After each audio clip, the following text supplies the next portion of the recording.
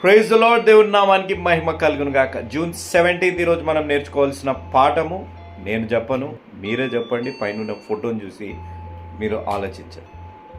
ముందుకు వెళ్ళినా నష్టమే, వెనకకి వెళ్ళినా నష్టమే, మధ్యలో ఉన్నా కూడా నష్టం.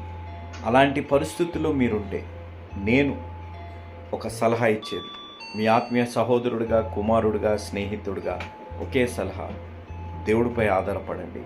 దేవుడు మీ ప్రతి సమస్య నుంచి, ప్రతి కష్టాన్ని నుంచి దేవుడు బయటకు తీసుకొస్తారు. ఇలాంటి పరిస్థితుల్లో కొంతమంది సంబంధాలలో ఉన్నారు, కొన్ని స్నేహాలలో ఉన్నారు, కొన్ని అలవాట్లలో ఇలాంటి పరిస్థితుల్లో ఉన్నారు. వెనుకకు మానలేరు, ముందుకు వెళ్ళలేరు, ఆగి ఉండలేరు కదా.